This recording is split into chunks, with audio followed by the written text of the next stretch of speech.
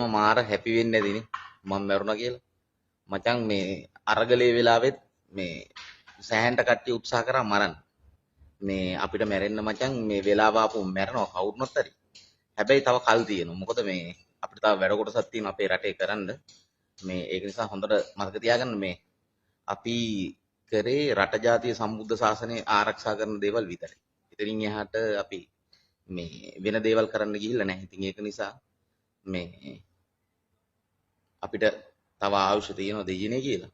ඉතින් ඒක නිසා මේ ඒ ආතල් ගත්ත අයට ආතල් එකේම ඉන්න කියන අපි නම් ඕව ගණන් ගන්න ඉන්න මොකද ඔයිට කලින් ගොඩක් දේවල් දැම්ම. ඉතින් ඒ නිසා සාමාන්‍ය දේවල්. ඒක නිසා අපි ඔය මේ පුන්නක්කු කන ජෙප්පන්ට එහෙම කියන්න තියෙන්නේ මේ අපි නම් කන්නේ මචං බත් උඹලා පුන්නක්කු කෑවට. ඉතින් ඒක නිසා මේ හැමෝටම නිවන් සුව සහ සුබ දවසක් කියලා ප්‍රාර්ථනා කරනවා.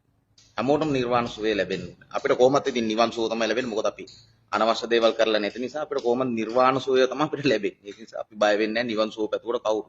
ඉතින් නිවන් සුව පතන එක සම්බන්ධව මම ඇත්තටම මේ සෑහෙන්ට සතුටු නෑ. ඒ වගේම මට නිවන් සුව පතන හැමෝටම මම පින් දෙනවා. වෙඩිතබා ඝාතනය කළ ඩෑන් ප්‍රියසාද්ගේ මරණයට කාංචිපාණි ඉම්රාන් ඇතුළු විදෙස්ගත පාතාලයේ සම්බන්ධයක් ඇති බවට බරපතල සැකයක් පැන නැගී තිබෙනවා. මීට මාස කිහිපයකට පෙර කාංචිපාණි අල්ලා නොගැනීම සම්බන්ධයෙන් පිරිසක් සමග ඩෑන් ප්‍රියසාද් උද්ඝෝෂණයකද නිරත වූ අතර එහිදී කාංචිපාණි කියන මේ කොහෙවත් යන හොටු චණ්ඩියා හොටු කැඳයා ආදී වශයෙන් ප්‍රකාශ රැසක් සිදු කරනු දක්නට ලැබුණා. එමෙන්ම කුඩු දිලිනි, ලොකු පැටි, රොටු බාමිල, කුඩු අංජු ආදී පුද්ගලයන් සම්බන්ධයෙන්ද ඔහු ආන්දෝලනාත්මක ප්‍රකාශ රැසක් සිදු කරනු දකින්න ලැබුණා. උපුටා ගැනීම. රොටු බාමිල, ඒ වගේම කුඩු දිලිනිව, එතකොට ලොකු පැටි, පොඩි පැටි, මේ කුඩු අංජු කියනා වූ මේ පිරිසව ලංකාවට හැකි ඉක්මනින් ගේන්න කටයුතු කරන්න. මේ වෙනකොට අපිට පේනවා අපරාධ පරීක්ෂණ දෙපාර්තමේන්තුවත් ඒ වගේම මහජන ආරක්ෂක අමාත්‍යවරයා නිහඬ පිළිවෙතක් රකිනවා. අපි බලන් හිටියා. මහජන ආරක්ෂක අමාත්‍යවරයා මාධ්‍ය ඉදිරියට ඇවිල්ලා ලොකු වචන හැම කතා කරලා තියෙනවා. ලොකුවට කිව්වා කාංචිපාණි ඉන්න තැන මම දන්නවා. මම කියන්නේ කියලා. අපිට වැඩක් නැහැ කාංචිපාණි ඉන්න තැන. හැබැයි ඔයා දන්නව නම් ඔයත් කරන්නේ ලොකු වැරද්දක්. ඒක නිසා ඔයා දන්නව නම් ඉන්න තැන අදාළ අපරාධ පරීක්ෂණ දෙපාර්තමේන්තුවේ තියෙනවා ජාත්‍යන්තර පොලිස් ඒකකය. අන්න ඒක දැනුවත් කරන්න. කාංචිපාණි මෙන්න මෙතන ඉන්නේ අල්ලපන් කියලා. හැබැයි ඔයා මාධ්‍ය ඉදිරියට ඇවිල්ලා කියනවා දැන් හොයාගන්න විදිහකුත් නැහනේ. වෙලාවකට අපිට හිතෙනවා ඔබතුමාගේ ගේ ඇතුලේ තියාගෙන හංගගෙන ඉන්නවද දන්නේ නැහැ. මෙච්චර විශ්වාසයෙන් කියන්නේ.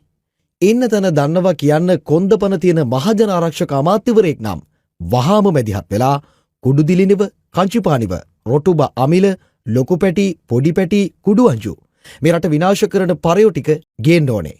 ඔබතුමා කාංචිපාණිට බයද? බය නැත්නම් කාංචිපාණි ඉන්න තැන වහාම අපරාධ පරීක්ෂණ දෙපාර්තමේන්තුවේ ජාත්‍යන්තර පොලිස් ඒකකයට කියන්න.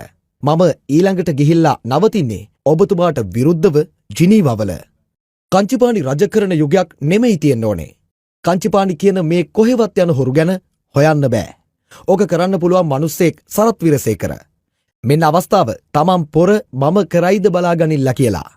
කාංචිපාණිව ගේනවා පෙන්වන්න ලංකාවට. ඒ නිසා මං කියනවා කාංචිපාණිට, කුඩු දිලිනිට මේ රටේ වෙනම නීතියක් නැහැ. කාංචිපාණිගේ කැඳ විකුණනවද මොනවද අපි දන්නේ නැහැ. කාංචිපාණි වගේ චණ්ඩින්ට අපි බය නැහැ. කාංචිපාණි වගේ හොටු චණ්ඩින්ට බය නැහැ. ඔයාලා කාංචිපාණි වගේ හොටු චණ්ඩින්ට බය වෙලා ඇති. යකෝ ඌ ත්‍රස්තවාදියෙක්. ක්ලබ් වසන්තව මැරුවා. කකා ඉන්නකොට මිනිස්සුන්ට වෙඩි තියන්නේ නැහැ. බත් කටක් කනකොට මොන තිරිසන්ද? මුන් චණ්ඩි නම් ලංකාවට වෙලා ඉන්න ඕනේ. මොන චණ්ඩිද රටවල් වල පැනලා හැංගිලා ඉන්න.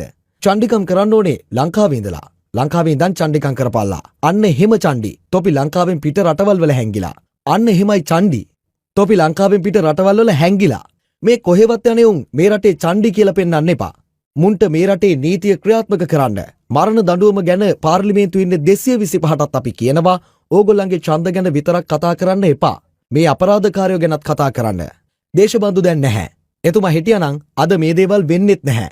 එතුමා නැති එක අපිට පාඩුවක්. ඒ නිසා අපි විශේෂයෙන්ම ඉල්ලනවා වැඩ කරන්න පුළුවන් එකම පොලිස්පති දේශබන්දු තෙන්නකෝන් මහතාව. එතුමා දැන් ඉන්නේ කොහෙද? ඔහුට ඒක කරන්න දෙන්න. උපුටා ගැනීම අවසන්. හොඳ මිනිස්සු මුන් එක එක කැරියර් එක එකතු වෙලා මු කට්ටඩි වේශිය පුතා එක එක කැරියෝගේ කුඩු වයිස් විකුණලා ඒ සල්ලි වලින් ඒ සල්ලි අරගෙන මූ කැරිය මේ අපිට පෝස්ටර් ගාලා ඕම් මේ මොනිකන්ගේ උපාසක මහත්තුරු වගේ මුගේ මල්ලි මැරේ මොකටද පන්තිලේ දායකයෙක් වෙලා හිටියද්දි ඌත් කුඩු විකුණපු වේසිය පුතෙක් තමයි හරි කැරියා දැන් මං අම්බ කරා මං කෑවේ තේරෙන්නේ උඩට පොන්නේෝ දෙන්නයි තව පොලිසිය පොන්නේකේ මාධ්‍ය පොන්න එකතු වෙලානේ මේ උද්ඝෝෂණය කරවලා පෝස්ටර් ගැස්සුවේ දැන් අරුන් හතරේ එකෙකුට කණ්ඩ දෙන්න කිව්වා මුගේ ළමයි තුන් දෙනාටයි පුළුවන් කැරේට ඇක්ෂන් එකක් ගන්න ගියාපන්කෝ මං පණ පිටින් ඉන්නවනේ මං කවුද පෙන්නන්නේ මේ බ්‍රදර් දැන් මුං ගැන ආයි යන්න එපා හරි මුං වැඩක් නැහැ